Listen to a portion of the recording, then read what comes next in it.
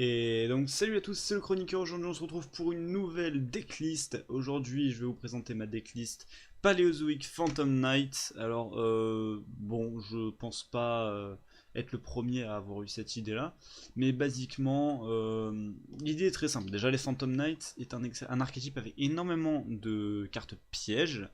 Et du coup, Paléo également ont beaucoup de cartes pièges, ce qui fait que ça permettait, je trouvais qu'il y avait une petite synergie qui se faisait. Et on peut également du coup jouer pas mal d'Xies, de trucs, ça permet de recycler un peu, et de jouer le Paléo avec un peu autre chose. Donc j'avais trouvé l'idée à peu près sympa. Le deck est plus orienté, on va dire, c'est du gros stall bien sévère. Donc en gros le principe c'est vraiment de bloquer le plus possible jusqu'à ce que l'adversaire s'épuise, pour pouvoir ensuite le tuer avec ce qui nous reste. Du moins c'est comme ça que je l'ai monté. Et je vais vous montrer ça de suite. Aujourd'hui on a plus de replays que la dernière fois, étant donné que j'ai quand même réussi à avoir des replays un peu plus... Enfin j'ai réussi à avoir plus de replays intéressants, par contre des replays beaucoup plus longs pour le coup. Donc là on a un replay contre Trickstar. Donc Trickstar qui est quand même un des meilleurs decks de Yu-Gi-Oh à l'heure actuelle, hein, on peut le dire. Avec du coup Magicien Pendule, Spirale lorsqu'on aura le Double Helix et ABC qui fait encore quelques résultats. Donc basiquement là c'est du jeu classique, hein, j'active mes pièges, j'essaie de bloquer ces effets de Kendina, tout ça. Du coup il burn le plus possible, mais disons qu'il n'a pas eu une bonne sortie selon moi, il n'a pas vraiment eu quelque chose lui permettant de s'en sortir, enfin lui permettant de m'assassiner tour 1, parce que c'est vraiment ce que veut faire le deck, hein. En général c'est d'être ultra agressif, mais là il a pas eu ce qu'il voulait, mais bon il fait quand même ses plays, il se pose tranquillement, voilà, il sort sa première Angel qui va poser problème d'ailleurs. Moi je voulais avoir voilà, ma cloque dans le cimetière, au final il m'a basiquement annulé ma Fragile Armor, ce qui est un peu dommage. Mais voilà, donc ça se fait pour le moment, je tiens quand même, hein, il n'y a pas trop de soucis. Bon après c'est vrai qu'il m'a upstart, donc ça m'avait un peu aidé. Mais là du coup, malgré le maxé, je vais quand même décider d'y aller à fond, parce que j'ai besoin de reprendre le dessus là à l'heure actuelle, sinon ça va lui donner trop de possibilités. Du coup on force le passage, on fait le break sword. On active l'effet de break sword, on pète, on tape. Alors normalement ce que les gens font, c'est qu'ils pètent leur propre break sword pour avoir son effet et pouvoir du coup respect. Sauf que là mon but c'était quand même de se débarrasser du terrain et enfin de me débarrasser de son terrain. Bon, au final il me fait quand même péter avec Raigeki, ce qui fait que j'ai quand même mes deux respects. Et là bon il va éviter Storm mes deux cartes restantes, ça me permet quand même de sortir un Alénoïde.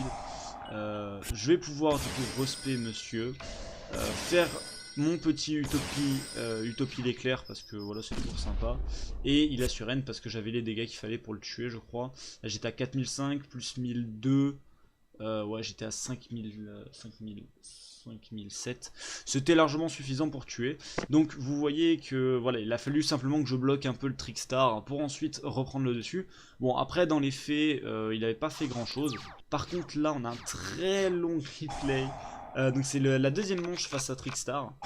Donc c'est toujours le même joueur, c'est le même duel, hein. Là c'était la première manche que je vous ai montré, là maintenant c'est la deuxième.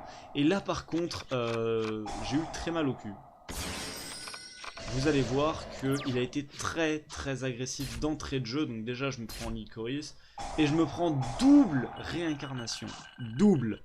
C'est-à-dire que j'ai quand même 12 cartes qui partent dans l'extra et il va me burn pour quand même un total de 3200 je crois, 3200, ce qui est plutôt pas mal on va dire. Encore, et il a également du Kendinal, il a quand même ces trois monstres.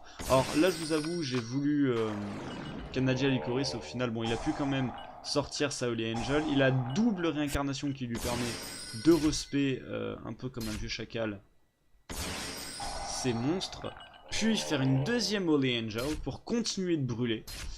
Et il brûle beaucoup trop là, ça commence à prendre cher.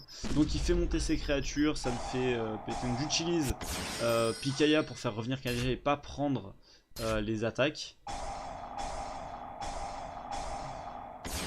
Donc au final il active Appropriate, ça me permet de respect un Picaya derrière. Alors il n'aurait pas dû activer Appropriate maintenant je pense, ça lui aurait permis de me faire plus de dégâts. Au final je peux quand même Fogblade juste je chaîne Full Blade alors qu'elle va être détruite par le Light Stage pour pouvoir respect un Picaya. Là basiquement il a ses effets des Holy Angel. J'utilise la Fragile Armor pour me balancer dans le cimetière Phantom enfin la cape que je vais pouvoir de toute façon respect par l'effet de l'épée. On respect, là on sort du coup Break Sword. Donc il passe à 3000. Alors là voilà, là j'ai misplay. Ce que j'aurais dû faire, c'est taper dans cet Holy Angel là. Le truc, ce que je ne savais pas, c'est que lui protège les monstres Trickstar qui sont auxquels il pointe. Ce qui fait que quand j'ai attaqué là, il n'a pas pu être détruit au combat. J'aurais dû attaquer celui-là pour qu'il soit détruit au combat. Et ensuite en main 2, activer l'effet pour péter Break Sword et le deuxième Holy Angel, ce qui m'aurait permis de me débarrasser des deux à la fois. Au final, j'en suis débarrassé que d'un seul. Mais bon, j'ai quand même mon double respect classique. Et j'ai surtout la possibilité, alors vous allez me dire pourquoi j'ai pas Xyz en main 2 avec les deux là. Tout simplement parce que la seule Xyz 4 que j'ai c'est Utopie et c'est une Xyz lumière. Ce qui fait que je ne pouvais pas, à cause de l'effet de Break Sword, Xyz Utopie ce tour. J'aurais dû peut-être Code Talker. Le problème c'est que j'allais donner une zone d'extra deck à mon adversaire, ce que je ne voulais pas, et Code Talker n'aurait pas été assez fort pour pouvoir bloquer. Donc en fait ce que j'ai fait c'est que j'ai laissé les deux matériaux là et j'ai surtout pété mon Break Sword parce que j'avais ça de poser, donc The Lost Embrace, qui me permet simplement de baisser de 600 d'attaque à un monstre contrôlé par mon adversaire, de l'invoquer spécialement, et les monstres fantômes que je contrôle ne peuvent plus être détruits au combat. Ce qui fait que là, vu que le deck Trickstar n'a pas de destruction par effet, du moins de destruction de monstres, bah, les deux monstres Phantom Knight là vont forcément rester. Je vais pouvoir X6 pour Utopie, pour Utopia de Lightning à la fin du tour. Enfin, au tour prochain, je veux dire. Obligatoirement. Donc, je vais quand même strike la Kendina, parce que c'est toujours pratique. Là, du coup, il savait pas que ça protégeait, du coup, bah voilà. Ce qui fait que je vais basiquement quand même pouvoir faire mon Utopia, qui va être malheureusement annulé. Bon, ça me permet du coup de repiocher un, parce qu'il l'a fait avec une grande corne du paradis. Ce qui fait que je vais pouvoir avoir un deuxième Phantom Knight of Lost Embrace, ce qui va me permettre de me protéger encore un peu. Là il essaye de casser, avec Elenid je vais me débarrasser du terrain, ce qui fait que le terrain n'a plus son effet, ce qui fait que mon Lost Embrace va rester sur le terrain. Et les deux sont pas destructibles, ce qui fait que là par contre assez cool, j'ai moyen, donc là par contre c'était très cool de sa part. Il a le present card, ce qui fait qu'il m'a rajouté 5 cartes, voilà. Par contre, c'était un peu dommage pour lui. En fait, il a present card et j'avais oublié qu'il avait Licorice. Du coup, j'ai repioché 5. Ça m'a brûlé pour les dégâts qui restaient. Donc, il a fini par me tuer au final. Mais c'est juste pour vous. J'ai fini par perdre. Mais vous voyez quand même le grind game que j'ai pu faire. Sachant que je me suis quand même fait ban 12 de mes cartes d'entrée de jeu. Je me suis pris 2 réincarnations dans la gueule. Et j'ai quand même réussi à remonter et à tenir un bon moment. Et je pense que sans les misplays, j'aurais peut-être, je dis bien peut-être, pu m'en sortir, et encore je suis même pas sûr. Je me serais débarrassé des deux Holy Angel pour sûr, mais Licorice serait resté sur le terrain et m'aurait de toute façon tué, donc ça aurait pas changé grand chose. Par contre, là on va avoir un replay très très rapide, tout simplement. En fait je vous montre parce que ça m'a fait marrer et ça va me permettre de vous parler de quelque chose très très chiant. C'est sur Yu-Gi-Oh! Pro 2, voilà, regardez-moi ça, juste il active Paul of Desires, j'active l'ordre impérial, il fait oh paléo, non merci, et il s'est barré. Voilà, alors je voulais montrer juste parce que sur le moment ça m'a bien fait rire, juste activé ordre impérial et il a Alt F4, il a Rage Kit, il s'est dit non, cassez-vous. Et le problème que j'ai avec ça, c'est que justement j'ai énormément de mal en ce moment pour faire mes replays avec mes decks, sachant que c'est pas des decks ultra forts, hein, c'est des trucs que je m'amuse à faire, mais la plupart du temps, quand j'arrive à avoir des bons replays, quand je commence à avoir des trucs, genre j'ai des bonnes mains ou quoi, qui est moyen de montrer des replays corrects, soit ils surrendent d'emblée, ce qui fait que j'ai rien à vous montrer parce qu'il s'est rien passé pratiquement, soit il y a une lost collection et du coup bah le replay s'arrête à un endroit alors que le duel est pas fini, donc c'est quand même quelque chose qui est assez chiant. J'aimerais bien que les joueurs du Yu-Gi-Oh! Pro 2 peut-être arrêtent de Rage Kit, hein, ça me permettrait moi de faire mes vidéos, mais bon c'est pas grave, on va bien finir par peut-être quand il y aura plus de monde. Donc un replay donc, que j'ai appelé rapide, ça doit être quelque chose d'assez rapide, donc je ne sais plus du tout ce que c'est. Ah oui, c'est contre le gars qui jouait Galaxy et Dragon Blanc yeux bleus, donc là voilà, bah du coup pas grand chose à expliquer, hein, c'est des combos classiques. Là du coup on sort basiquement Breaksword. Breaksword qui passe à 3000, je peux détruire son truc. Avec la Phantom Knight of Breaksword, j'ai fait montrer mon monstre à 2000, ce qui fait que j'étais sûr de détruire son Galaxy Wizard, et il a juste surend là-dessus. C'est dit nope, je peux pas aller plus loin. Donc voilà, c'est encore une autre preuve, donc ça allait vite. Bon, je pense qu'en main il avait rien qui lui permettait de jouer. Mais du coup, voilà, c'est encore autre chose qui vous prouve que voilà, des gens surrendent un peu trop vite, et des fois ça fait que bah, j'ai pas des replays très cool quoi. Bon, heureusement j'ai deux autres replays très longs, donc c'est encore contre le... Enfin là c'est contre les deux derniers replays sont contre le même mec qui joue un deck assez marrant pour le coup, parce que il joue héros masqué, artefact, et je trouvais le concept plutôt cool. Et bah, vous verrez que c'est quand même assez cool. Bon par contre c'est extrêmement long, là j'ai vraiment... Il était beaucoup, en fait l'adversaire était beaucoup trop agressif pour que je puisse faire quoi que ce soit, ce qui fait que j'ai dû stall un maximum. J'ai essayé de survivre le plus possible, à bloquer. Mais au moins ça vous permet de voir un peu le grind game que j'ai avec ce deck. Alors là je vous avoue que Darklo est un hard counter à ce deck, mais vraiment, hein. C'est à dire que je fais pas grand chose à cause de Darklo, parce que sans mon cimetière, mes paléos je peux plus les avoir dans le cimetière, donc je peux plus les respect, je peux plus avoir mes Phantom Knight dans le cimetière, donc je peux plus avoir leur effet en les bannissant. Enfin voilà quoi, enfin, vous admettez que sans cimetière, je suis carrément dans la merde. Donc par chance j'ai pu avoir une Fogblade pour son Darklo, ce qui fait que j'ai pu garder quand même ce coup mon cimetière. Mais suffit juste qu'il arrive à se débarrasser de ma Fogblade et Darklo me détruit tout le deck. Je peux juste plus rien faire, c'est même pas la peine d'aller plus loin. Donc je vais Dinomicious le Darklo pour m'en débarrasser. Ensuite je vais la Zombrace uniquement pour pouvoir invoquer spécialement ça et piocher deux derrière. Donc là je commence à faire des plays un peu. Alors là j'ai misplay, voilà. Basiquement à la base j'aurais voulu faire autre chose. Malheureusement là je voulais Toddly donc pour avoir des blocs. Donc, au final il m'a simplement stoppé. Et du coup j'avais plus de possibilités, ce qui fait que le board que j'avais, bah, il s'est retrouvé un peu niqué. Ce qui est un peu dommage pour le coup. Il fait un castel qui va du coup, pour une raison que j'ignore, va bannir mon bot silencieuse. Je vous avoue que j'ai pas trop compris ce que c'est. Donc deux parfums, voilà, j'ai activé parfum uniquement pour pouvoir respect. On essaie d'activer les effets au maximum. Là j'essaie vraiment de circuler le plus possible dans mon deck pour récupérer ce qui m'intéresse, l'empêcher d'attaquer, l'empêcher de faire des dégâts. Je veux réellement pouvoir garder la suprématie, enfin de garder un avantage quelconque dessus en continuant de piocher, de circuler dans mon deck. Donc là j'essaie de Master Boy et il me l'a annulé.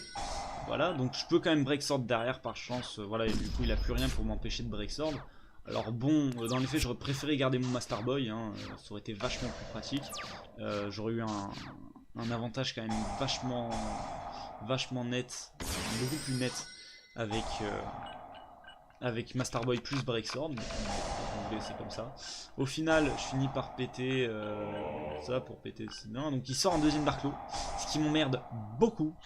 Parce que le problème de Darklo, bah, c'est que maintenant j'ai plus rien pour le bloquer.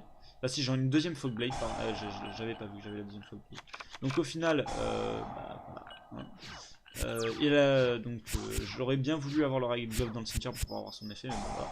Au final, on va le Zone Brace pour essayer de faire passer ça en défense. Enfin, pour essayer de baisser un peu l'attaque, sauf qu'il avait un Nostalgia, ce qui fait que bah, il garde son Darklo sur le terrain, mais j'ai pu au moins garder mes deux monstres là posés. Au final, je vais Fogblade le Darklo pour que justement je puisse garder mes cimetières parce que j'en ai largement besoin, sauf qu'il finit par s'en débarrasser de la Fogblade et du coup reprendre le contrôle de son Darklo, et là bah, voilà quoi, je peux littéralement plus rien faire. La seule solution pour me débarrasser du Darklo à l'heure actuelle, bah, c'était ce strike. Il aurait fallu qu'il utilise l'effet de Darklo pour que je puisse le strike et m'en débarrasser, mais malheureusement bah je pouvais pas. Donc je vais essayer de survivre du mieux que je peux, mais voilà, genre, Darklo beaucoup trop fort pour ce deck, c'est genre le hard counter, on peut vraiment rien faire. Voilà, les seules solutions sont Breaksword avec du matériel du coup, le strike ou le warning d'ailleurs à l'invocation, c'est possible aussi. ou donc Dinomiscus, Fogblade, mais malheureusement Dinomiscus faut avoir une carte à défausser, Fogblade bah, faut qu'elle soit là. Donc on a des possibilités de passer à travers Darklo, mais sans Darklo c'est juste... Enfin, une fois que Darklo est posé, c'est vraiment ultra chiant de s'en débarrasser, parce que pour activer tous nos jeux, bah, il faut pouvoir avoir notre cimetière déjà de base. Donc au final il finit quand même par avoir... un board beaucoup plus impressionnant que moi. On va dire que j'ai essayé de stall du mieux que j'ai pu. Comme vous voyez, je me retrouve quand même avec 30 cartes bannies à la fin, 5 dans le cimetière, un Anti-Space Fragrance et 6 cartes dans le deck. Voilà, j'ai essayé de m'en sortir, j'ai bloqué, mais au final il a fini quand même par être très très agressif en fin de game. Et c'est ça qui fait que bah, il a réussi à passer, c'est-à-dire qu'il a un deck qui est pas ultra agressif d'entrée, qui stall un peu, qui prend l'avantage d'avoir un Darklo qui est quand même assez efficace en termes de dégâts, tout ça. Pour pouvoir pour essayer de bah, justement de m'empêcher de jouer. Alors là je sais qu'il veut sortir Darklo, donc on va juste bloquer le Mass Change parce que c'était beaucoup trop dangereux. J'ai toujours un strike qui est là, bah voilà, c'était ça, il fallait que je garde ce strike, me dire si jamais il a un autre Mass Change comme ça je peux me débarrasser du Darklo directement. Mais malheureusement avec son Abyss Storm il va réussir à toucher ce qu'il fallait. Alors là je vous avoue que j'ai pas trop compris pourquoi il a warning ça, parce que du coup ça me permet d'utiliser son effet. Puis bon bah au final je peux rien faire parce que mon parfum il me l'a détruit et il pose ses artefacts. Donc, bah, voilà quoi. J'ai un autre parfum du coup, j'utilise pour essayer de piocher. J'ai les effets qui viennent. Alors là j'aurais dû le faire dans un autre sens mais c'est pas bien grave au final. Donc je vais pouvoir... Alors là c'était dommage. Disons que le Yu-Gi-Oh! Pro m'a pas laissé la possibilité d'activer mon Item Self Fragrance durant la draw phase ou durant la standby, ce qui fait qu'il a pu activer son renforcement. J'aurais préféré pour activer Anti-Spell d'une manière à ce qu'il soit obligé de le poser et qu'il puisse pas activer ce tour. Mais bon, c'est pas ultra grave dans les faits. Il a son double, il peut sortir le castel. Il va du coup faire repartir dans le deck mon Lian Cholia. Sauf que ça marche pas du coup. Parce que je sais pas. Je sais pas pourquoi ça n'a pas marché. Si quelqu'un peut m'expliquer les rulings des paléos par rapport à Castel, ça m'arrangerait. Mais voilà, du coup, il m'a annulé l'effet de mon nano magnétique. J'essaye encore d'en ressortir un autre pour protéger un peu mes monstres. On envoie la Fogblade au cimetière. Ça c'était une erreur, je pensais avoir encore un monstre dans le cimetière, j'aurais dû vérifier. Au final, voilà, on essaie de se poser un minimum. Puis du coup bah, on essaie de piocher, on finit par réussir à piocher, on sort la Toadly qui est évidemment strike parce qu'elle ne veut pas, mon adversaire ne veut pas que je puisse jouer Toadly.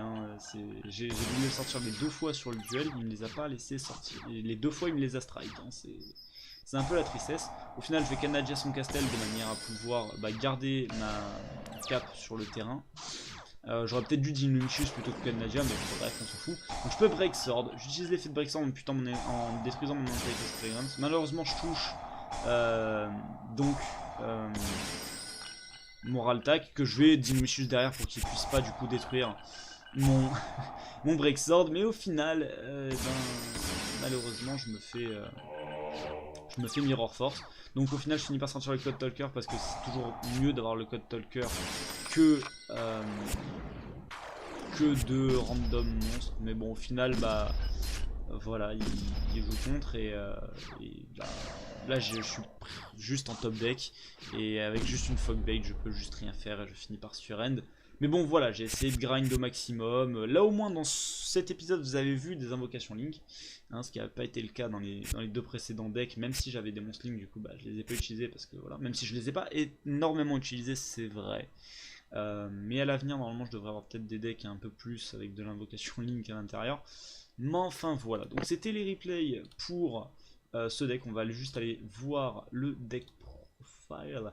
Donc basiquement on a 2 armures fragiles, 3 gants de lock, 3 capes anciennes, 3 bottes silencieuses, 3 liens de Cholia, mon lien de Cholia je l'appelle moi, 3 Picaya, 3 Alénoïdes, 3 Dynamicius, 3 Canadiens. Alors je vous conseille pas de jouer 3 Canadiens en fait, si vous voulez, ça c'était ma decklist lorsque j'étais donc avant l'ère Link en fait, et j'avais oublié quand j'ai simplement transféré mon deck que Canadien ne fonctionnait pas sur les monstres Link, dans les faits.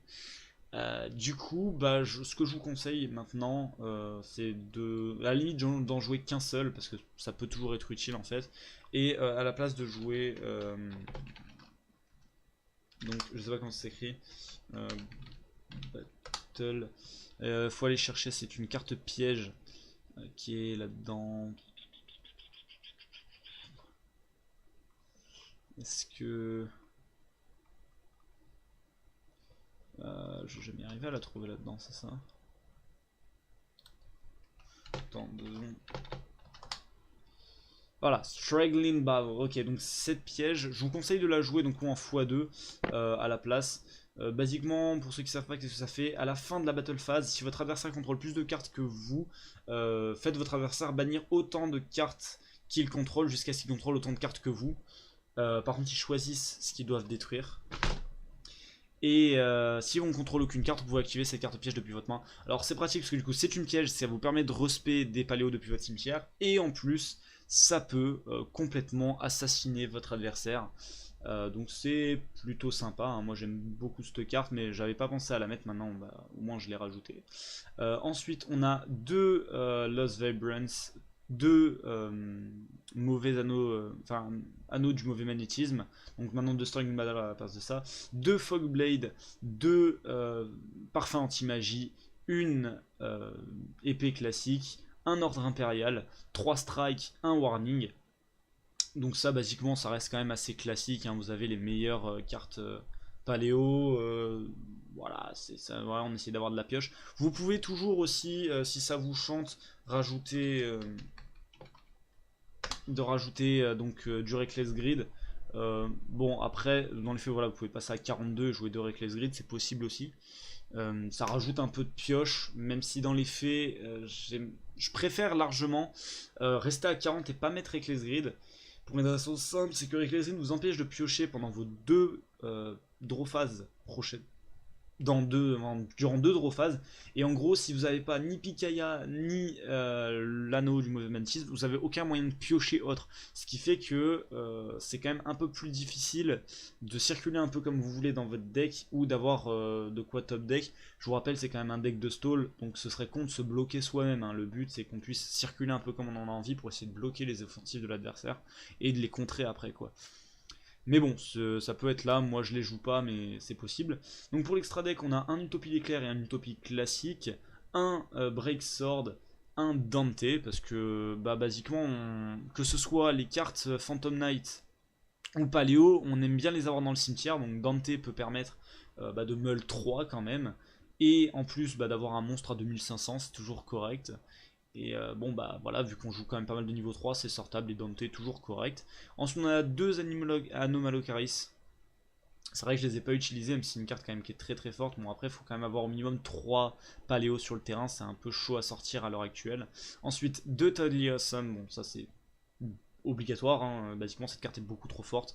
Un Sky Cavalry, un Curse Javelin, donc ça aussi ça peut pas mal sauver la vie souvent. Deux Opabinia, deux Master Boy et un code Talker. Malheureusement j'ai essayé de les sortir, mais bon bah à chaque fois ils ont pas servi à grand chose. Lui il s'est fait strike, et lui bah il est juste mort après, mais bon voilà, ils sont là, c'est juste dans les faits. Master Boy est souvent plus utilisé que le code Talker, mais voilà, disons que le Code Talker peut être sorti après avoir fait Break Sword. Donc ce que vous pouvez faire, c'est faire Break Sword, utiliser l'effet, péter une chez votre adversaire et ensuite sortir un Code Talker gratuitement. Donc dans les faits, ça reste quand même plutôt correct, hein, je dis pas. Mais bon, après, c'est vrai que s'il pouvait éviter de donner une zone à notre adversaire, ce serait mieux. Mais bon, voilà. Donc c'était ma decklist Phantom Knight Paléozoique. J'espère qu'elle vous aura plu. J'espère que vous avez fait encore découvrir une nouvelle idée de deck. Et donc salut à tous, c'était le chroniqueur. Et à la prochaine!